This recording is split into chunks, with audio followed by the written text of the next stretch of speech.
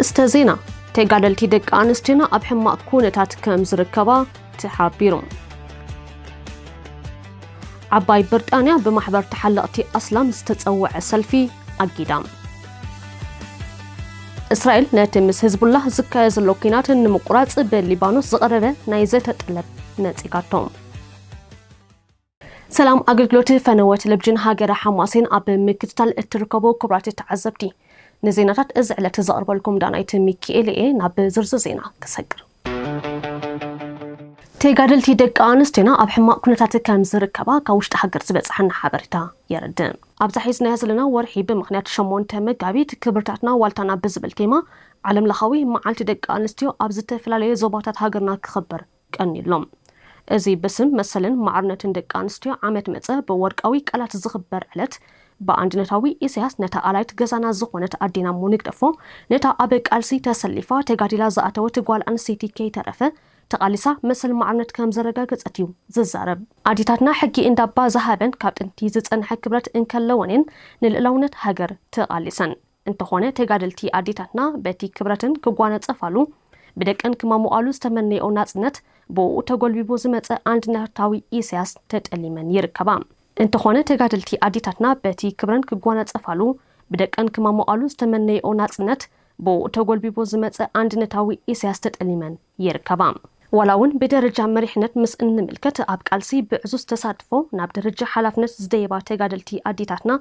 أب أزيو كبيت كونتاتين زر كبام زانتا قالسن أبركتون دق أنستيو هاجرنا تبتب كازي ودا ولاكوا انتخونه عندنتاوي إسياس أب دق أنستيو هاجرنا أوريد وزل عنوت كابترا كساب بدرجة حلفنت زر كبا أب سنا أمرون حدارنن دقنن أبصحي وزل وردت مودتا يبلون قال كابتن بتساتفون قالسن وترو أب كلميت زدق أساتي قادلتي هاجرنا حانتي زخونت منيستر أسكالو من قرس مس إن ملكت دما منيستر أسكالو أبش حنش عتميتن 7 ناب حزباو جنبار ستسلفتن كسب على ناصنت دما كم كلن تقادلتي أديتاتنا عزوز تراز نبرا دحري ناصنت ون انتخونه كم منيستر توريزمن منسري إيون سب أو دحنتن كوينا كتقلقل زت أن حتى قادلتيام حربنيا تقادلت أسكالو ولا كوان درجة منيستر تبصح مبر بمداي حداران دقان لعلي استقالست العلامة كرة أب أزيو حما كونتات تركب بعل بيتا سناي كفلة مريم أبك ألسي أب درجة مريحن الزنبرن أبدي هزباو جنبار زفات أرو عقمي مهنا استقالات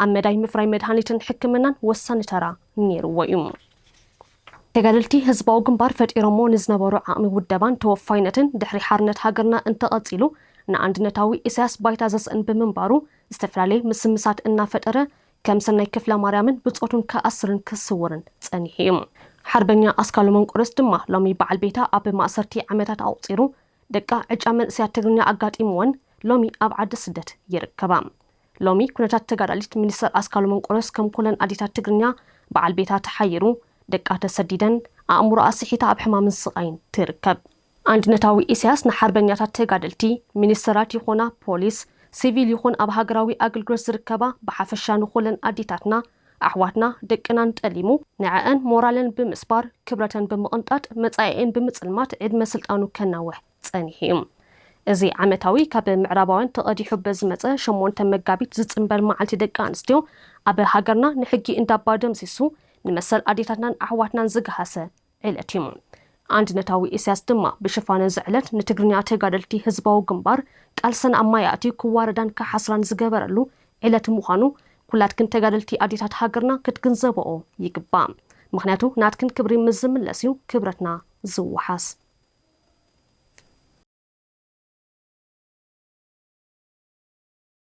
عندنتاوي إسياس كساب حجينا أم حريتي إيطوبيان مدحانة يحلم الله منستري حبريتا إسياس أبزو صوحاتتا نقدما منستر أبي حمد انتقرب كايو زرحق بمبال نعندنتو حلم إسياس يجهد اتين هزبنا ناسنتين أم حريتي إيطوبيان مدحان زحلمت أستوس عندنتاوي إسياس إيطوبيا تفرسالا إيرتراك رهوا زباو مرققع كهلالو ويا نبا أمريكا تحقيزات ورنا إيا زبلو በብጊዜኡ ዝወፁ አጀንዳታትን ዓፈነታትን ብምዝርጋሕ ንህዝብና ኣብ ፍርሕን ስጋኣትን ኣትይዎ ይርከብ። ኣብቲ ኣብ ማሕበራዊ መራኸቢ ፌስቡክ ብልኡኽ ኢሳያስ ሚኒስትሪ ሓበሬታ ዝተዘርግሐ ሓተታ ኢትዮጵያ ኣብ ቀረና መገዲ ከም ዘላ ይገልጽ።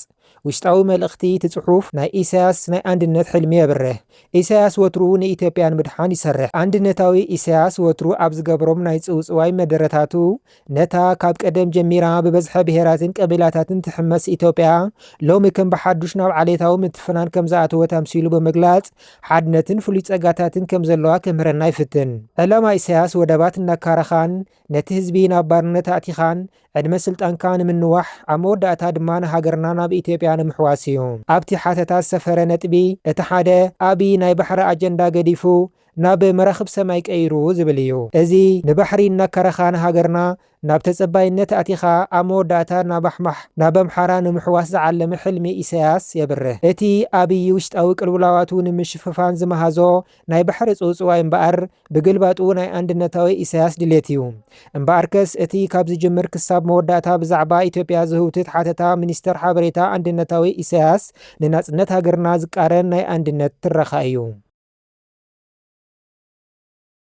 ዓባይ ብሪጣንያ ኣብ ሃገራ ብማሕበር ተሓለቕቲ ኣስላም ዝተጸውዐ ሰልፊ ኣጊዳ። ሚኒስትሪ ውሽጣዊ ጉዳያት ዓባይ ብሪጣንያ ሻባና ማሕሙድ እቲ ሰልፊ ንዘይተደለየ ጎንፂ ዝዕድምን ከምኡውን እቲ ማሕበር ምስ መንግስቲ ኢራን ርክባለዎ ብምባል ኣጊዳቶ ከም ዘላ ማዕከናት ዜና ፋይናንሻል ታይምስ ኣብ ዘውፅኦ ሓበሬታ ይረድእ። እቲ ብማሕበር ተሓለቕቲ ኣስላም ዝተጸውዐ ሰልፍን ምትእኽኻብን ክእገድ ጸለውቲ ፖለቲከኛታት ሲቪክ ማሕበራትን ፖሊስን ድሕሪ ዘቕረቦ ጥርዓን ብሚኒስትሪ ውሽጣዊ ጉዳያት ሃገር ተኣጊድሎም። እቲ ማሕበር ኣብ ብዙሕ ከተማታት ዓለም ንፍልስጤም ብምድጋፍ ሰልፍታት ከካይድ ዝጸንሐ ኮይኑ ኣብ ዝሓለፈ ዓመት ዘካየዶ ድማ ኣባላቱ ንጽዮናዊት እስራኤል ዝኹንን ንሽበራዊ ጉጅለ ሂዝቦላህ ዝድግፍ ጭሩሖታትን ምስልታትን ሒዞም ምምጽኦም ዘረስዕ ኣይኮነን። ሚኒስትር ሻባና ማሕሙድ ድማ ነዚ ኣብ ግምት ብምእታው ብሰንኪ እቲ ናይ ኣስላም ምትእኽኻብ ክፍጠር ዝኽእል ህውከትን ዕግርግርን ንምክልኻል ነቲ ዝቐረበ ጥርዓን ከም ዝተቐበለቶም ኣረዲኣ። ወሲኻ ድማ በቲ ዝወሰነቶ ውሳኔ ዕግብቲ ከም ዝኾነት እያ ትዛረብ። ተሓጋጋዚ ፖሊስ ሜትሮፖሊታን ኣደልካን ብወገኑ ምስቲ ኣብ ማእከላዊ ምብራቕ ዘሎ ኩነታት ብዙሓት ሰልፈኛታት ምእካቦም ናብ ናዕቢ ከምርሕ ዓብዪ ተኽእሎ ብምህላው ከም ዝተኣገደ የረድእ። ሓደ ዳል ባቡ ዝተባህለ ነበር ላዕለዋይ ኣዛዚ ፖሊስ እውን እቲ ሰልፍን ምትእኽኻብን ሓንሳብ ካብ ቁፅፅር ወፃኢ እንተኾይኑ ክትኣልዮ ከም ዘይትኽእል ብምሕባር ምእጋዱ ቁኑዕ ምዃኑ ይገልጽ። ኣብ ሃገራት ኤውሮፓ ዝነብሩ ኣስላም ኣብቲ ዝነብሩሉ ሃገር ሕጊ ሸሪዓ ክትከክል ብምድላይ ኣብ ትካላት መጥቃዕቲ ክካይዱን ሰባት ብኻራ ክሃርሙን ከም ዝጸንሑ ይፍለጥ። ከም ሳዕቤኑ ኸኣ እተን ሃገራት ኣብ ልዕሊኦም ተረርቲ ሕግታት ከውፅኣን ቁፅፅር ከሕይላን ተገዲደን ኣለዋ። ኣሜሪካ 16 መራኽብ ውግእ ኢራን ከም ዘዕነወት ኣፍሊጣ። ኢራን ዋላ ሓንቲ ሊትሮ ነዳዲ እውን ትኹን ብመጻቦ ሆርሙዝ ኣይተሓልፍን ኢላ ኣብ ዝፈከረትሉ እዋን ኣሜሪካ 16 መራኽብ ውግእ እታ ሃገር ከም ዘዕነወት ኣፍሊጣ ኣላ። ትማሊ ሰሉስ ፕሬዚደንት ኣሜሪካ ዶናልድ ትራምፕ ኣብ ትሩዝ ማሕበራዊ ሚድያ ኣብ ዘርግሖ ሓበሬታ ሃንደበታዊ መጥቃዕቲ ከም ዝወሰደ ብምሕባር ኣብቲ መጻቦ ብዙሓት መራኽብ ውግእ ከም ዘዕነወ ሓቢሩሎም። ማእከላይ እዛ ኣሜሪካ ብወገኑ በቲ መጥቃዕቲ 16 መራኽብ ውግእ ኢራን ከም ዘዕነወ ድማ ኣረድዩ። ኣቐዲማ ኢራን ናብቲ መጻቦ መራኽብ ውግእ ብምውፋር ነቲ መስመር ክትዓጽዎ መዲባ ከም ዝነበረትን ምስቲ ጉዳይ ቅርበት ዘለዎም ወገናት ይዛረቡ። እቲ መጻቦ ንኢራንን ኦማንን ዝፈልግ ኮይኑ 20 ሚእታዊ ናይ ዓለምና ነዳዲ ዝሓልፈሉ ከምኡውን መዓልታዊ 100 መራኽብ ዝኣትዋሉን ዝወጻሉን ኣዝዩ ኣገዳሲ መስመር ከም ዝኾነ እዩ ዝፍለጥ። ኣብዚ ሰሙን ብሰንኪቲ ዘሎ ኩናት እቲ መስመር ተዓጽዩ ሃገራት ኢሚሬት፣ ሱዑድያ፣ ባሕሬን፣ ቀጠርን ነዳዲ ምስዳድ ስለ ዘቋረጻ ኣብ ሃገራትን ከቢድ ቅልውላው ኣኸቲሉ ቀኒሎም። ኩናት ማእከላዊ ምብራቕ ንጽላት ቱሪዝም እቲ ዞባ ከም ዘዳኸሞ ተሓቢሩ። ብሰንኪ ኩናት ማእከላዊ ምብራቕ ሃገራት እቲ ዞባ ካብ ጽላት ቱሪዝም ዝረኽቦ ዝነበረ ኣታዊ ከም ዝሰኣና ተሓቢሩ። እተን ሃገራት ቅድሚ ምጅማር እቲ ኩናት ኣብ መዓልቲ ኣሳት $600 ሚልዮን ኣታዊ ይረኽባ ነይረን። ሕጂ ግና ናብቲ ዞባ ዝግበሩ በረራታት ጠጦም ብምባሎም ካብ ጽላት ቱሪዝም ምዝሓል ከም ዝሰዓበ ፋይናንሻል ታይምስ ሓቢሩ። ፕሬዚዳንት ትካል ዓለም ለኸ ጉዕዞን ቱሪዝምን ዋላ ንሓፂር ሰዓት ምትዕንቓፍ ዘጋጢሙ ኣብ ልዕሊ ነጋዱን ዑደተኛታትን እቲ ዞባ ከቢድ ክሳራ ከም ዘስዕብ ተዛሪቡ። ከም ውፅኢቱ ድማ ብሰንኪ እቲ ኩናት ኣብ ውሽጢ 2 ሰሙን ጥራይ ኣብ ዱባይ 80,000 ተታሒዙ ዝነበረ ሆቴላት ከም ተሰረዘ ተሓቢሩ። ትካል ዓለም ለኸ ጉዕዞን ቱሪዝምን ቅድሚ እቲ ኩናት ኣብዚ ዓመት ኣብ ጽላት ቱሪዝም ኣስታት $207 ቢልዮን ኣብ ማእከላዊ ምብራቕ ፈሰስ ክግበር ከም ዝኽእል ተንቢዩ እምባሩን ይኹን እምበር ኣብዚ ሕጂ እዋን ተፈጢሩ ብዘሎ ቅልውላው ምኽንያት ምንቅስቓስ ጽላት ቱሪዝም እቲ ዞባ ተዳኺሙ ከም ዘሎ ገሊጹ። ከም ዱባይ፣ አቡዳቢ፣ ባህሬን፣ ዶሃን ዝኣምሰላ ዓበይቲ ከተማታት ተዞባ መዓልታዊ ልዕሊ ፍርቂ ሚልዮን ተሳፈርቲ ዘሳስያ እኳ እንተነበራ ኣብ ዝሓለፈ 5 መዓልትታት ብዘጋጥሙ ምስራዝ በረራታት ግን ኣስታት 4 ሚልዮን ተሳፈርቲ ጉዕዞኦም ተሰናኺሎም። ኣብ ዝሓለፈ ሰሙን ኣብ መዕርፎ ነፈርቲ ማእከላዊ ምብራቕ ንዝጸንሑ ዑደተኛታት ንምውጻእ ብኣማይ ዝቑጸሩ በረራታት ከም ዝተኻየዱ ይፍለጥ። ሃገራት ማእከላዊ ምብራቕ ብፍላይ ድማ ሃገራት ኢሚራት ዓረብ፣ ስዑድያ፣ ቀጠርን ኦማንን ኣብ ጽላት ቱሪዝም ብቢልዮን ዝቑጸር ሃብተን ብምፍሳስ ኣብቲ ዓውዲ ነጥፋ ነይረን። እስራኤል ነቲ ምስ ህዝቡላህ ዝካየድ ዘሎ ኩናት ንምቁራጽ በሊባኖስ ንዝቐረበላ ናይ ዘተ ጠለብ ነጺጋቶላ። እስራኤል ነቲ ምስ ሂዝቦላ ዝካየድ ዘሎ ኩናት ንምቁራጽ ብሊባኖስ ዝቐረበ ናይ ዘተ ጠለብ ከም ዝነጸገቶ ማዕከናት ዜና ፋይናንሻል ታይምስ ሓቢሮም። እስራኤል ነቲ ምስ ዕጡቕ ጉጅለ ሂዝቦላ ዝካየድ ዘሎ መጥቃዕቲ ደው ንምባል ብሊባኖስ ዝቐረበ ዲፕሎማስያዊ ጻዕርታት ከም ዝነጸገቶ እናተዋግአት ጥራይ ከም ትዝቲ በትር ገሊጻ። እቲ ኣብ ቆጵሮስ ክካየድ ተሓሲቡ ዝነበረ ዘተ ብሰንኪ ኣብ ቅድመ ሰዓብ ዘጋጠመ ዘይምስምማዕ ክዕወት ከም ዘይከኣለ ተሓቢሩ። ቤይሩት ቅድሚ ዝኾነ ኣኼባ ምቁራጽ ተኽሲ ክህሉ ከም ትጽውዕ ዘመላኽተት ሓበሬታ መንግስቲ እስራኤል ግን ብዛዕባ ተልእኾ ምቁራጽ ተኽሲ ጥራይ ክዝቲ ከም ትደሊ ዘጠቀስ። ሓደ ካብቶም ምንጭታት ከም ዝበሎ ሊባኖስ ምስ እስራኤል ንምዝራብ ድልዋት ከም ዝኾኑ ፈለማ ግን ተኽሲ ከቋርጹ ከም ዘለዎም ይሓቱ። እስራኤል ግን ነዚ ብምንጻግ እናተዋግአት ጥራይ ከም ትዝትያ ገሊጻ ዘላ።